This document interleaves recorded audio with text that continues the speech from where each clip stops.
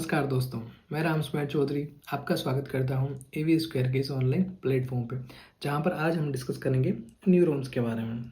पिछली क्लास में हमने बात की थी नर्वस सिस्टम के इंट्रोडक्शन पे और नर्वस सिस्टम के क्लासिफिकेशन पे। हमने बात की थी नर्वस सिस्टम किसे कहते हैं, तो नर्वस सिस्टम वो सिस्टम है जो न्यूरॉन से मिलकर बना हुआ है और क्या करता है, तो बॉडी के अंदर कंट्रोल करता है, बॉडी के अंदर कोऑर्डिनेशन करता है और बॉडी के अंदर एक होम्योस्टेसिस मेंटेन करके रखता है। होम्योस्टेसिस से हमारा क्या मतलब था, फिर होम्योस्टेसिस हम किसे बोलेंगे, तो बॉडी के अंदर सारी चीज़ों को रेगुलेशन करके रखना एंडोक्राइन की हेल्प कर लेके। कैसे कि भी भूख लगी है तो भूख का मैसेज देना, बॉडी के अंदर टेम्परेचर का एक मेंटेनेंस रखना, बॉडी के अंदर जितने कितने भी हॉर्मोन्स है उनका जो एक लेवल है उसको रेगुलेट करके रखना, इसको हम होम्योस्टेसिस बोल देते हैं। और बात कर लेती ही हमने इसके बाद में नर्वस सिस्टम के क्लासिफिकेशन के भी। नर्वस सिस्टम का क्लासिफिकेशन तो हमने नर्वस सिस्टम को 2 पार्ट्स के अंदर क्लासीफाई किया था। पहला सेंट्रल नर्वस सिस्टम, उसके बाद में पेरिफेरल नर्वस सिस्टम। आज इस क्लास में हम बात करेंगे न्यूरॉन्स क्या है, उसके बाद में हम बात करेंगे भाई न्यूरॉन किन किन से मिलकर बना हुआ है, न्यूरॉन के पार्ट्स क्या हैं। ठीक है, पार्ट्स को डिस्कस करने के बाद में हम डिस्कस करेंगे भाई न्यूरॉन का फंक्शन क्या है और न्यूरॉन का क्लासिफिकेशन क्या है। भाई न्यूरॉन के भी टाइप्स होंगे ना, हम डिस्कस करेंगे भी न्यूरॉन है क्या सबसे पहले तो। उसके बाद में हम बात करेंगे भाई न्यूरॉन किन किन से मिलकर बना हुआ है और न्यूरॉन के पार्ट्स क्या क्या है। पार्ट्स डिस्कस करने के बाद हम डिस्कस करेंगे भी न्यूरॉन्स का क्लासिफिकेशन क्या है या न्यूरॉन के क्या क्या टाइप्स हैं। ये भी डिस्कस हो जाने के बाद में हम डिस्कस करेंगे न्यूरॉन के फंक्शन। न्यूरॉन का मेनली एक ही फंक्शन है, वही इम्पल्स को जनरेट करना, ट्रांसमिट करना। उसकी बात करेंगे भाई कैसे जनरेट हो रहा है, कैसे ट्रांसमिट हो रहा है। और उसके बाद में हम बात करेंगे जो ये न्यूरॉन्स के सपोर्टिंग सेल्स हैं, न्यूरोग्लियाज, उनके बारे में बात करेंगे। चलो तो शुरू करते हैं। न्यूरॉन है क्या, तो neurons are basically structural and functional unit of nervous system. अब बात करते हैं कि भाई ये न्यूरॉन्स को हम स्ट्रक्चरल एंड फंक्शनल यूनिट बोल रहे हैं नर्वस सिस्टम की। क्या बोल रहे हैं, structural and functional unit of nervous system. क्यों बोल रहे हैं, तो स्ट्रक्चरल यूनिट तो हम इसलिए बोल रहे हैं, कि नर्वस सिस्टम मिलकर बना हुआ किससे है, तो न्यूरॉन से मिलकर बना हुआ। ढेर सारे न्यूरॉन्स मिलकर क्या बनाएंगे, न्यूरॉन न्यूरोग्लिया के साथ मिलकर क्या बनाएगा। मैं बार बार बोल रहा हूँ एक ही बात कि भाई न्यूरॉन और न्यूरोग्लियास मिलकर नर्वस टिश्यू बनाएंगे। ये हमने पिछली क्लास में भी डिस्कस किया था। जो ये नर्वस टिश्यू है, ये नर्वस टिश्यू मिलकर क्या बनाएंगे, तो ये ऑर्गन बनाएंगे। और वो ऑर्गन मिलकर क्या बनाएंगे, तो जो नर्वस सिस्टम है, ये नर्वस सिस्टम बनाएंगे। तो सीधे तौर पे हम बात वही आती है कि भाई नर्वस सिस्टम किन से मिलकर बन रहा है, तो न्यूरॉन से मिलकर बन रहा है। ढेर सारे न्यूरॉन्स न्यूरोग्लियाज के साथ मिलकर नर्वस टिश्यू बना रहे हैं, फिर वही नर्वस टिश्यू नर्वस ऑर्गन बना रहे हैं। और फिर वो जो नर्वस ऑर्गन्स है वो सारे इकट्ठे होके कोऑर्डिनेट होके आपस में मिलजुल के नर्वस सिस्टम बना रहे हैं। और इस नर्वस सिस्टम की बेसिकली स्ट्रक्चरल यूनिट की बात करें तो कौन हो गया, न्यूरॉन हो गया। अगर न्यूरॉन नहीं होगा तो नर्वस सिस्टम नहीं होगा। दैट्स वाई हम इसे बोल रहे हैं नर्वस सिस्टम की स्ट्रक्चरल यूनिट। बात करें फंक्शनल यूनिट क्यों बोल रहे हैं, तो फंक्शनल यूनिट बोलने के पीछे सीधा साधा राज है भाई, जो नर्वस सिस्टम का फंक्शन है वो करवा कौन रहा है। तो सीधे तौर पे इसका सीधे जवाब हमें मिल जाता है कि भाई न्यूरॉन्स करवा रहा है। न्यूरॉन्स कैसे करवा रहा है, तो बात कर लेते हैं पहले नर्वस सिस्टम का फंक्शन क्या है, जो हमने पिछली क्लास में अच्छे से डिस्कस किया था। लेकिन फिर भी नर्वस सिस्टम का फंक्शन, तो नर्वस सिस्टम बॉडी को कंट्रोल एंड कोऑर्डिनेट कर रहा है। कैसे कर रहा है, तो इम्पल्स या सिग्नल्स को भेज के कर रहा है। वो इम्पल्स या सिग्नल्स कहाँ से जनरेट या कहाँ से रेगुलेट हो रहा है, जो भी ये इम्पल्स के थ्रू बॉडी को रेगुलेट कर रहा है, वो जनरेट और ट्रांसमिट कैसे हो रहे हैं, तो उसके लिए कौन रिस्पॉन्सिबल है। अगर बात करें तो उसके लिए सीधे तौर पर न्यूरॉन रिस्पॉन्सिबल है। न्यूरॉन के अंदर ही वो सारे इंपल्स जनरेट हो रहे हैं, न्यूरॉन ही उन्हें ट्रांसमिट कर रहा है। और फिर न्यूरॉन उन्हें ट्रांसमिट करते करते कहाँ पे लेके जा रहा है, ब्रेन तक लेके जा रहा है। फिर ब्रेन क्या कर रहा है, उसको डिटरमाइन कर रहा है। फिर डिटरमाइन करके क्या कर रहा है, तो उसका मोटर रेस्पॉन्स है, जो भी रेस्पॉन्स है वो रेस्पॉन्स दे रहा है। तो सीधे तौर पर हम बोल सकते हैं या फिर हम कह सकते हैं कि भाई जो नर्वस सिस्टम का बेसिकली फंक्शन है या फिर काम है, वो कौन कर रहा है, तो न्यूरॉन कर रहा है। इसलिए हम न्यूरॉन को क्या बोल रहे हैं, structural and functional unit of nervous system. अब बात कर लेते हैं भाई इतना बड़ा सिस्टम है नर्वस सिस्टम और इतना बड़ा काम कर रहा है, भाई पूरी बॉडी को मेंटेन कर रहा है, हम इसे master system of human body बोल रहे हैं। ठीक है, तो न्यूरॉन का काउंट भी बहुत ज़्यादा होगा। कितने नंबर में होते हैं न्यूरॉन, तो अगर अब मैं एक रेंज की बात करें तो 80 से 100 बिलियन 80 से 100 बिलियन न्यूरॉन्स प्रेजेंट होते हैं ह्यूमन बॉडी के अंदर। और एकदम एक सिंगल बेस्ट आंसर की बात करें कि भाई हमें सीधे सीधे एक जवाब चाहिए, या फिर क्वेश्चन या एमसीक्यूज में पूछ ले कि भाई एवरेज ना पूछ के सीधा क्वेश्चन दे दे कि भाई कितने होते हैं, एक सिंगल बेस्ट आंसर की बात करनी पड़ जाए, तो हम सिंगल बेस्ट आंसर देंगे 86 बिलियन। 86 बिलियन न्यूरॉन्स प्रेजेंट होते हैं नर्वस सिस्टम के अंदर। अब बात करते हैं नर्वस सिस्टम की जो न्यूरॉन्स हैं उनकी एक बहुत ही बड़ी खासियत है कि ये रीजनरेट नहीं हो सकते। सेंट्रल नर्वस सिस्टम के न्यूरॉन्स रीजनरेट नहीं हो सकते। हाँ, पेरिफेरल नर्वस सिस्टम के न्यूरॉन्स में कहीं ना कहीं पावर होती है कि वो रिपेयर और रीजनरेट हो सकते हैं। उसके बारे में भी हम अच्छे से बात करेंगे। पहले बात कर लेते हैं जो सेंट्रल नर्वस सिस्टम के न्यूरॉन है वो रीजनरेट क्यों नहीं हो सकते। तो भाई रीजनरेट होने के लिए सेल के अंदर एक बहुत ही इंपॉर्टेंट सा जो पार्ट होता है वो होता है सेंट्रोसोम।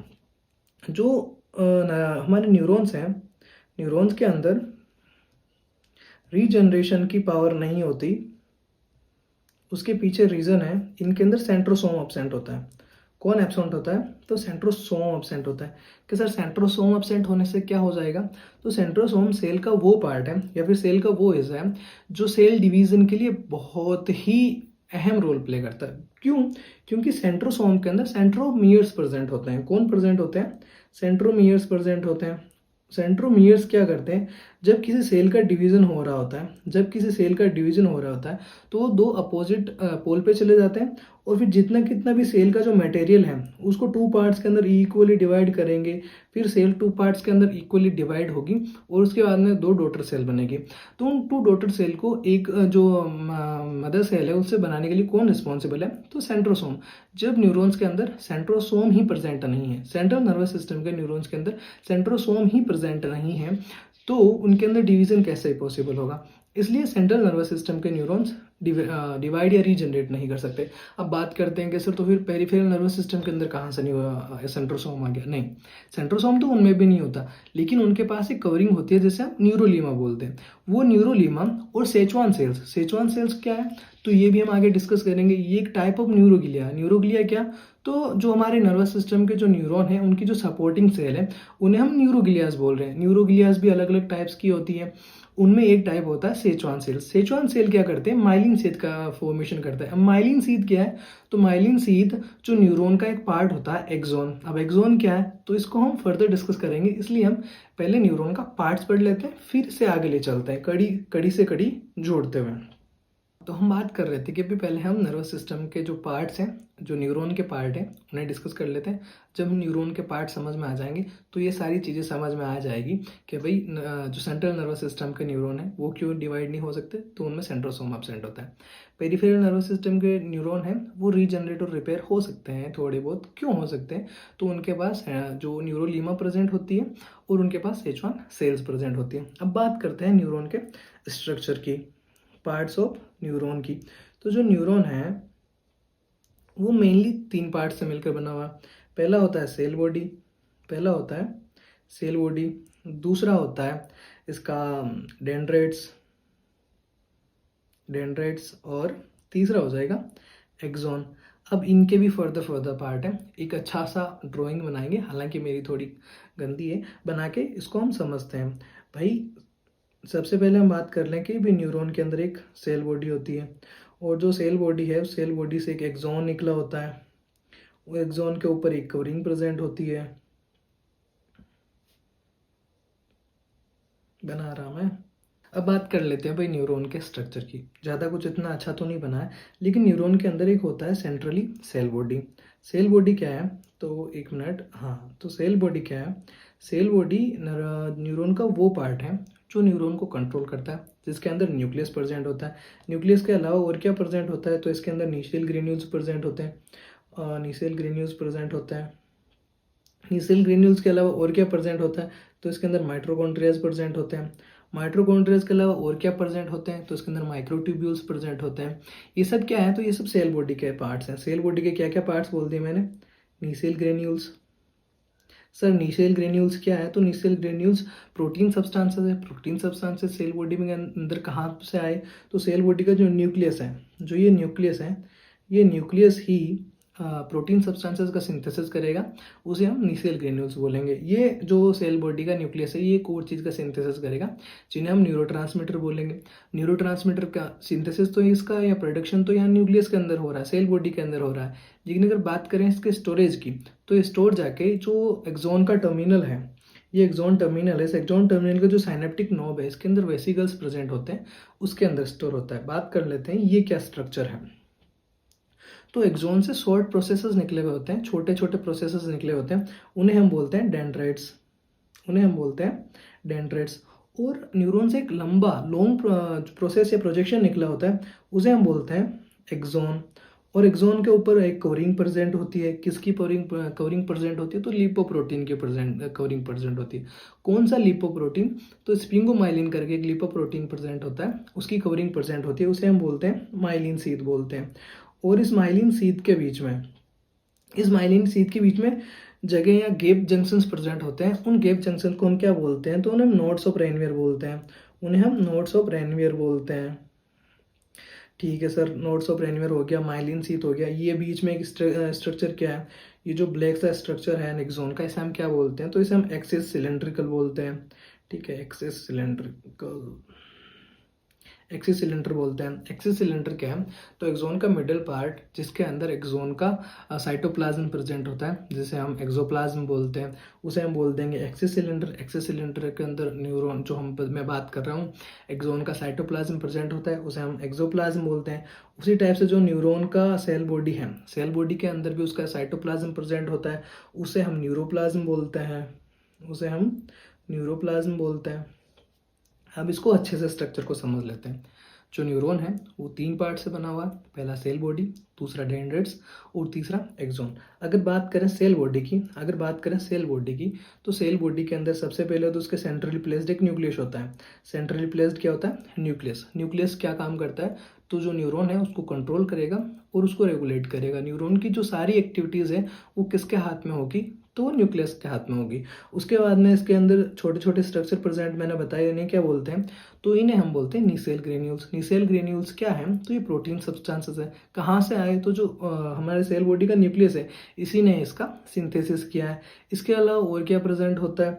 तो इसके अलावा मैंने बताया माइटोकॉन्ड्रिया प्रेजेंट होता है। माइटोकॉन्ड्रिया का क्या काम है सर? तो माइटोकॉन्ड्रिया कोई भी सेल है या फिर कोई भी हमारा टिश्यू है, उसको एनर्जी की ज़रूरत पड़ती है। तो हम बचपन से पढ़ते आ रहे हैं, तो mitochondria is the powerhouse of the cell. ये मीम भी आजकल बहुत चलता है, लेकिन माइटोकॉन्ड्रिया क्या कर रहा है? ये मेटाबॉलिक एक्टिविटी करवा रहा है, जो सेल है उसको एनर्जी दे रहा है, इसलिए यहाँ पे माइटोकॉन्ड्रिया प्रेजेंट होता है। बात कर लेता हूँ एक बार फिर से नीसेल ग्रेन्यूल की। नीसेल ग्रेन्यूल्स हमारे जो सेल बॉडी है इसके अंदर तो प्रेजेंट होगा, लेकिन जो एक्सॉन है, जो ये एक्सॉन है, इस एक्सॉन के अंदर नीसेल ग्रेन्यूल्स नहीं प्रेजेंट होते। इवन जो यहाँ पे ये पार्ट है जहाँ पे मैंने नीसेल ग्रेन्यूल्स नहीं बताए हैं, इसे एक्सॉन हिल्लोक बोलते हैं। और इस एक्सॉन हिल्लोक में भी नीसेल ग्रेन्यूल्स नहीं प्रेजेंट होते।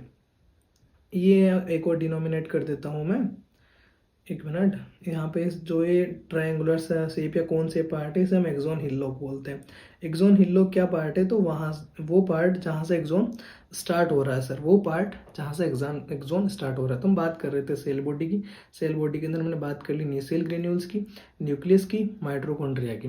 अब बात करते हैं कि सर ये एक्सॉन हिल्लोक से क्या पार्ट निकल रहा है, तो इसे हम एक्सॉन बोल रहे हैं। सर एक्सॉन क्या है? तो एक्सॉन लॉन्ग प्रोजेक्शन है जो न्यूरॉन से निकल रहा है। एक long projection structure, process like structure है जो सेल बॉडी से निकल रही है। क्या काम करेगी सर?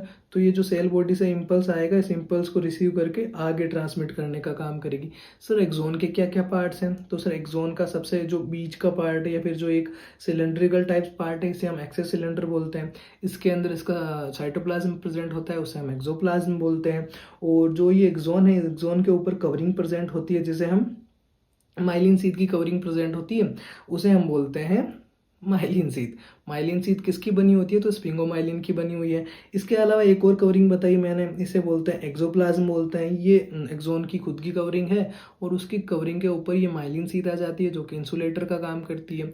इंसुलेटर का मतलब सर ये कंडक्शन अच्छे से करवाएगी। कंडक्शन मतलब जो इम्पल्स है उनको बिखरने नहीं देगी और सीधे सीधे उनका जो भी गंतव्य स्थल है वहाँ तक उन्हें पहुँचाएगी। बात करते हैं एक्सॉन कैसे, लास्ट में एक्सॉन जाके एक्सॉन टर्मिनल के अंदर बन जाता है। और जो एक्सॉन टर्मिनल है उसके अंत में या फिर उसके लास्ट में साइनेप्टिक नोब प्रेजेंट होते हैं, इन्हें बोलते हैं साइनेप्टिक नोब। और साइनेप्टिक नोब के अंदर क्या प्रेजेंट होता है, तो सर इसके अंदर वेसिकल्स प्रेजेंट होते हैं। सर इन वेसिकल्स के अंदर क्या स्टोर होता है, तो इन वेसिकल के अंदर एसिटाइल कोलिन करके एक न्यूरोट्रांसमीटर प्रेजेंट होता है। कौन होता है, एसिटाइल कोलिन करके एक न्यूरोट्रांसमीटर प्रेजेंट होता है। ठीक है सर, ये तो समझ में आ गया। बात कर लेते हैं डेंड्राइट्स की। तो डेंड्राइट्स क्या है, जैसे एक्सोन एक लॉन्ग प्रोजेक्शन है या फिर लॉन्ग प्रोसेस है, वैसे डेंड्राइट्स शॉर्ट प्रोसेसेस हैं। उनका काम क्या है, तो ये जो भी इम्पल्स सेंसरी रिसेप्टर से चाहे दूसरे न्यूरॉन से आ रहा है उसको रिसीव करेगा और उस इम्पल्स को रिसीव करके कहाँ डालेगा, सेल बॉडी के अंदर डालेगा। फिर सेल बॉडी क्या करेगी, उस इम्पल्स को एक्सोन हिल लॉ के थ्रू एक्सोन में भेजेगी, एक्सोन उसे एक्सोन टर्मिनल में भेजेगा और एक्सोन टर्मिनल से होते हुए साइनेप्टिक नोब के अंदर आ जाएगा। साइनेप्टिक नोब यानी डेंड्राइट से लेके साइनेप्टिक नोब तक जब तक इम्पल्स ट्रांसमिट हो रहा है उसकी फॉर्म है इलेक्ट्रिकल। जैसे ही वो साइनेप्टिक नोब के अंदर पहुंचा है, अब साइनेप्टिक नोब के अंदर प्रेजेंट एसिटाइल कोलिन है, वो एसिटाइल कोलिन रिलीज होगा।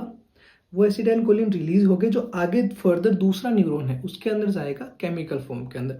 तो इसीलिए हमने पिछली क्लास में बात की थी कि जो इम्पल्स है वो दो फॉर्म में ट्रांसमिट होते हैं, पहला इलेक्ट्रिकल, दूसरा केमिकल। ये बात हो गई न्यूरॉन के स्ट्रक्चर की। अब इसको हम थोड़ा अच्छे से लिख लेते हैं। सबसे पहले लिख लेते हैं sir cell body.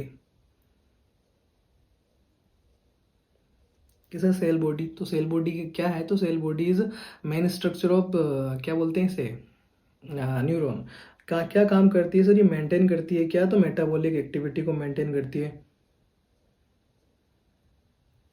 Maintain metabolic activity of neuron. ठीक है sir, maintain metabolic activity of neuron, तो वो तो मैंने बताया आपको किसके अंदर माइटोकॉन्ड्रियाज प्रेजेंट है, वो एनर्जी देंगे। कैसे एनर्जी देंगे, तो मेटाबॉलिक एक्टिविटी के थ्रू देंगे। अब उसको मेंटेन कौन कर रहा है, तो सेल बॉडी कर रहा है। ठीक है सर, इसके अलावा क्या करेंगे, तो इसके अलावा जो ये क्या बोलते हैं प्रोटीन का सिंथेसिस करेगी और इसका सिंथेसिस करेगी न्यूरोट्रांसमीटर का। किसका किसका, प्रोटीन एंड न्यूरोट्रांसमीटर का सिंथेसिस कर रही है।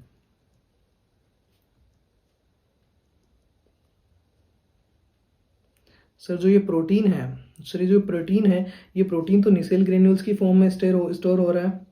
निसेल्स ग्रेन्यूल, या तो राइटिंग पे मत जाना, निसेल ग्रेन्यूल्स की फॉर्म में स्टोर हो रहा है। और जो न्यूरोट्रांसमीटर है ये एक्सोन के टर्मिनल में जाएगा। एक्सोन टर्मिनल के अंदर जो साइनेप्टिक नोब प्रेजेंट है, जो साइनेप्टिक नोब प्रेजेंट है, उस साइनेप्टिक नोब के अंदर वेसिकल्स प्रेजेंट होंगे।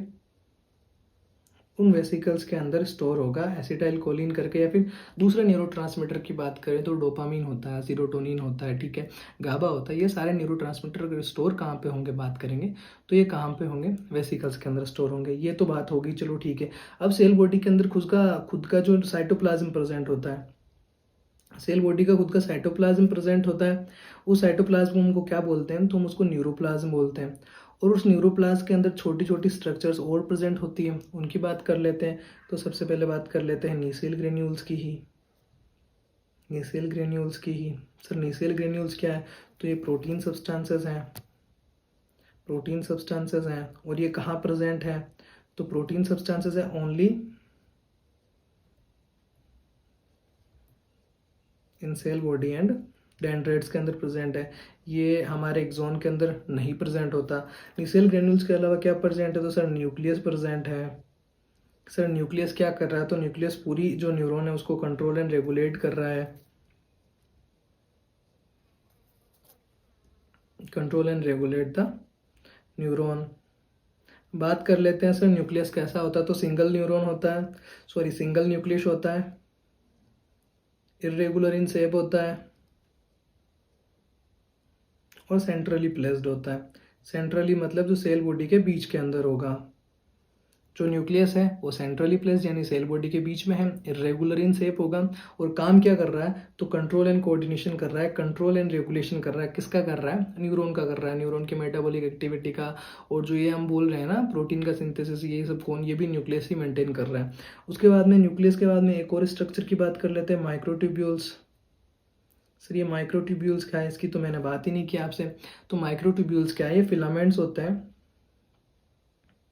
ये फिलामेंट्स होते हैं और ट्यूब लाइक स्ट्रक्चर होते हैं, ट्यूब लाइक स्ट्रक्चर होते हैं। और कहाँ प्रेजेंट होते हैं, तो सेल बॉडी के अंदर प्रेजेंट होता है। काम क्या है इनका, तो ये एक तो स्ट्रक्चरल सपोर्ट देंगे, स्ट्रक्चरल सपोर्ट देंगे। किसको स्ट्रक्चरल सपोर्ट देंगे, तो न्यूरॉन को स्ट्रक्चरल सपोर्ट देंगे। पहला काम तो इनका हो गया स्ट्रक्चरल सपोर्ट का। दूसरा इनका क्या काम है, तो दूसरा इनका काम है सर कि जो ये न्यूरॉन के अंदर जो नीसेल ग्रेन्यूल्स हैं या फिर दूसरी चीज़ें हैं, जैसे नीसेल ग्रेन्यूल्स हैं वो एक्सोन के अंदर नहीं प्रेजेंट है या फिर एक्सोन के अंदर नहीं होते, तो उनको वहाँ तक ट्रांसमिट करना है। फिर जो न्यूरॉन के अंदर ट्रांसपोर्ट का जितना कितना भी काम हो रहा है वो कौन संभालेगा, तो ये माइक्रोट्यूब्यूल संभालेंगे, transport with in the neuron. Neuron के अंदर अंदर जो ट्रांसपोर्ट का काम हो रहा है ये ट्रांसपोर्टर है न्यूरॉन के, इन सिंपल वर्ड्स, ठीक है, सीधे साधे शब्दों में ये ट्रक है किसके, न्यूरॉन के। ठीक है सर, ये हो गया जो हम न्यूरॉन के, हमने सेल बॉडी के स्ट्रक्चर की बात हमने कर ली कि जो सेल बॉडी है उसके अंदर क्या क्या है। तो सेल बॉडी सबसे पहले मेटाबॉलिक एक्टिविटी को मेंटेन कर रहा है, प्रोटीन और न्यूरोट्रांसमीटर का सिंथेसिस कर रहा है, ठीक है। उसके बाद में जो इसके अंदर साइटोप्लाज्म प्रेजेंट होता है उसको हम न्यूरोप्लाज्म बोल रहे हैं, और न्यूरोप्लाज्म के अंदर अलग अलग स्ट्रक्चर्स प्रेजेंट हैं। कौन कौन प्रेजेंट है, तो सबसे पहले न्यूक्लियस हो जाएगा, फिर नीसेल ग्रेन्यूल्स हो जाएंगे, फिर माइक्रोट्यूब्यूल्स हो जाएंगे, और एक चीज़ हम भूल ही जा रहे थे, माइटोकॉन्ड्रिया हमने लिखा ही नहीं, तो माइटोकॉन्ड्रिया प्रेजेंट होगा। माइटोकॉन्ड्रिया का क्या काम है, तो सिर्फ मेटाबॉलिक एक्टिविटी को मेंटेन करेगा। मेटाबॉलिक एक्टिविटी में शॉर्ट में लिख रहा हूँ, ठीक है, मेटाबॉलिक एक्टिविटी के लिए। और सर ये सोमा यानी एक्सोन, जो सेल बॉडी है हमारे उसमें, प्लस जो हमारा एक्सोन है उन दोनों में प्रेजेंट होता है, ठीक है। जो सेल बॉडी है, सेल बॉडी को इन शॉर्ट सोमा भी बोलते हैं, तो सोमा के अंदर भी प्रेजेंट होगा, सेल बॉडी के अंदर भी प्रेजेंट होगा, और एक्सोन के अंदर भी प्रेजेंट होगा। अब जब एक्सोन कर रहे हैं उसकी भी बात करेंगे, पहले हम डेंड्राइट्स की बात कर लेते हैं।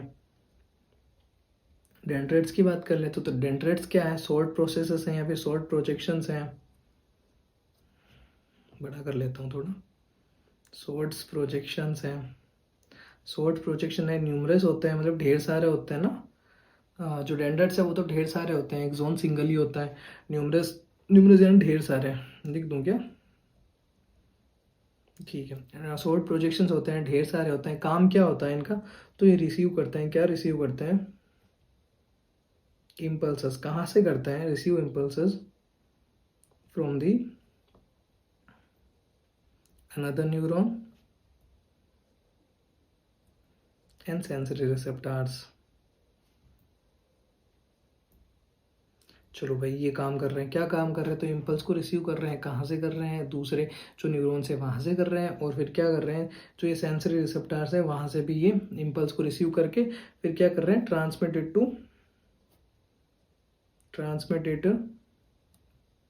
To cell body. फिर वो जो इम्पल्स आया उसको सेल बॉडी को दे दिया, और सेल बॉडी क्या करेगी, सेल बॉडी उस इम्पल्स को आगे एक्सोन के अंदर ट्रांसमिट करेगी। अब बात कर लेते हैं हमारे एक्सोन की। तो एक्सोन क्या होता है, सिंगल होता है भाई, एक ही होता है, सिंगल होता है, लॉन्ग होता है, सिंगल एंड लॉन्ग प्रोजेक्शन या प्रोसेस लिख दो। सिंगल एंड लॉन्ग, जो लॉन्ग प्रोसेस है किसका, न्यूरॉन का, सेल बॉडी से निकलने वाला, उसे हम क्या बोल रहे हैं, उसे हम बोल रहे हैं एक्सोन। अब एक्सोन का काम क्या है, तो उससे पहले हम एक्सोन की कवरिंग पढ़ी थी हमने। तो एक्सोन के ऊपर एक कवरिंग होती है, किसी की कवरिंग होती है, माइलिन शीथ की कवरिंग होती है। तो हम लिख लेते हैं myelin sheath, covering present on neuron. Neuron पे कहाँ पे, तो एक्सोन के ऊपर जो कवरिंग प्रेजेंट है उसे हम माइलिन शीथ बोलते हैं। माइलिन शीथ है क्या, एक लिपोप्रोटीन की कवरिंग है। लिपोप्रोटीन कौन सा, तो स्पिंगोमाइलिन करके, स्पिंगोमाइलिन की कवरिंग है। और कहाँ पर प्रेजेंट होती है, तो हमारे जो एक्सोन है उसके ऊपर प्रेजेंट है, किसकी, स्पिंगोमाइलिन, एक लिपोप्रोटीन होता है उसकी कवरिंग है। काम क्या करती है, तो इंसुलेटर का काम करती है ये। एक मिनट सर, क्या लिख दिया मैंने, इंसुलेटर का काम करती है। सर इंसुलेटर से क्या मतलब है, इंसुलेटर को हम समझते हैं कि कंडक्शन के अंदर हेल्प करेगी, किसके अंदर हेल्प करेगी, कंडक्शन के अंदर हेल्प करेगी। सर कंडक्शन के अंदर कैसे हेल्प कर रही है, फॉर एक एग्जांपल से समझते हैं। एक पानी का पाइप है, ठीक है, इस पानी के पाइप के अंदर अगर कहीं छेद हो जाए और हम फिर इसके अंदर पानी छोड़ें, तो इस पानी को यहाँ पर पहुँच रहा था, हमने इसे यहाँ से छोड़ा, यहाँ पर छेद है, तो ये पानी यहाँ से बाहर निकल जाएगा। ऑब्वियस सी बात है, यहाँ तक पहुंचेगा, लेकिन उतना नहीं पहुंचेगा जितना पहुंचना चाहिए था, बीच में लीक होगा। वैसे ही जब एक्सॉन होता है, एक्सॉन के ऊपर ये माइलिन शीथ की कवरिंग प्रेजेंट होती है। ये माइलिन शीथ की कवरिंग क्या करती है, ये माइलिन शीथ की कवरिंग उस इम्पल्स को बिखरने नहीं देती, उसे जहाँ पर जाना है सीधे सीधे उसे वहाँ पर पहुँचाती है। तो इसके अंदर ये हेल्प कौन कर रहा है, तो ये माइलिन शीथ कर रहा है। माइलिन शीथ कैसे, ये इंसुलेटर का काम कर दिया इसने, उसने जो ये इम्पल्स था उसको बिखरने नहीं दिया, बाहर नहीं जाने दिया, सीधे सीधे जहाँ पर इसका गंतव्य स्थल था, जहाँ पर एक्सॉन टर्मिनल से होते हुए इसे दूसरे न्यूरॉन के अंदर जाना था, वहाँ पर पहुँचाया, गंतव्य स्थल तक पहुँचाया। उसके बाद में बात कर लेते हैं सर, चलो माइलिन शीथ की बात होगी। एक्सॉन के अंदर खुद का साइटोप्लाज्म प्रेजेंट होता है, उसे हम एक्सोप्लाज्म बोलते हैं, उसको हम क्या बोलते हैं, एक्सोप्लाज्म बोलते हैं। और एक्सॉन की खुद की कवरिंग प्रेजेंट होती है, उसको हम एक्सोलीमा बोलते हैं। एक्सोलीमा दो वर्ड से मिलकर बना हुआ, एक्सो यानी एक्सॉन, लीमा मतलब कवरिंग मेम्ब्रेन, ठीक है, कवरिंग मेम्ब्रेन। तो दोनों को मिला के क्या हो गई, ये जो एक्सॉन की कवरिंग हो गई। चलो ठीक है, एक्सॉन हमने इस बात कर ली न्यूरॉन के स्ट्रक्चर की। न्यूरॉन के स्ट्रक्चर के अंदर हमने क्या क्या बात की, तो सबसे पहले हमने डिस्कस किया सेल बॉडी को, फिर हमने डिस्कस किया एक्सॉन को। एक्सॉन को डिस्कस करने के बाद में हमने डिस्कस किया डेंड्राइट्स को। तो डेंड्राइट्स क्या करेंगी, जो भी इम्पल्स आएगा उसको रिसीव करेगा, सेल बॉडी को देगा, सेल बॉडी क्या करेगी, वो इम्पल्स आगे एक्सॉन को ट्रांसमिट करेगी, और एक्सॉन उस इम्पल्स को आगे अगले न्यूरॉन के अंदर ट्रांसमिट करेगा। अगले आगे न्यूरॉन के अंदर फिर से डेंड्राइट्स उस इम्पल्स को एक्सेप्ट करेंगे या रिसीव करेंगे, फिर आगे ऐसे प्रोसेस चलते चलते in the end of the day वो ब्रेन तक पहुंच जाएगा। अब ये सब काम करने के लिए न्यूरॉन को एनर्जी की भी रिक्वायरमेंट होती है, तो वो एनर्जी कौन दे रहे हैं, तो माइटोकॉन्ड्रियाज दे रहे हैं। माइटोकॉन्ड्रियाज कहाँ पे प्रेजेंट होते हैं, तो सेल बॉडी और एक्सॉन दोनों के अंदर प्रेजेंट होते हैं। अब जो इसकी स्ट्रक्चर है न्यूरॉन को, उसको भी सपोर्ट की जरूरत होती है, तो वो सपोर्ट या फिर स्ट्रक्चर कौन बना रहे हैं, तो माइक्रोफिलामेंट्स बना रहे हैं, वो कहाँ प्रेजेंट होते हैं, तो वो सेल बॉडी के अंदर प्रेजेंट होते हैं। चलो ठीक है सर, ये सारा काम तो हो रहा है, लेकिन ये भी तो एक घर जैसा माहौल हो गया।